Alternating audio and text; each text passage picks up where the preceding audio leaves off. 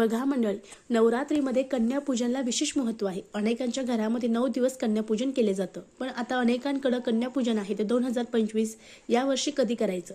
तर या वर्षी कन्यापूजन तुम्ही सप्तमी, अष्टमी आणि नवमीला करू शकतात. पण अनेकांच्या घरी अष्टमीला कन्यापूजन करतात आणि नवमीला ज्या मुली आहेत ते जेवायला बोलवत असतात, कारण अष्टमीला देवीचा उपवास असतो. मग तुम्हाला तुमच्या घरामध्ये कन्यांना बोलवायचं आहे. अगदी 7 बोलवा, 5 बोलवा, नाहीच भेटली तर 1 देखील चालणार आहे. तिचं अगदी छान यथोशक्ती स्वागत करा. जशी आपल्या घरात देवी येत आहे तसं तिचं स्वागत करायचं आहे. तिच्या अंगावर गुलाबाच्या पाकळ्या टाकायच्या आहे. छान तिला बसायला नवीन कोरं वस्त्र द्यायचं आहे. तुम्ही एखादा ड्रेस आणला असेल, ड्रेस द्या. यथाशक्ती तुमच्याकडून जेही होईल ते तुम्हाला करायचं आहे. एक छोटासा रुमाल द्यायचा आहे. त्यानंतर आल्यानंतर तिचे तुम्हाला स्वच्छ पाय धुवायचे आहे. त्यानंतर आपली साडीच्या पदराने ते पाय पुसायचे आहे. त्यावर स्वस्तिक काढायचं आहे. त्यानंतर तिला हळदी कुंकू अर्पण करायचं आहे. ज्या वस्तू तुम्ही तिला भेटवस्तू आणल्या असतील, सुहासिनीच्या मेहंदीचा कोन, नेल पेंट, टिकल्याचं पॉकेट, 1-2 छोट्या पिना, रबर बँड, जेही वस्तू तिसाठी आणल्या असतील त्या वस्तू तिला अर्पण करायच्या आहे. नमस्कार करायचा आहे. एखादं फळ त्यात अर्पण करायचं आहे. थोडेसे तांदूळाचे दाणे टाकायचे आहे. त्याच्या डोक्यावर टाकायचं आहे.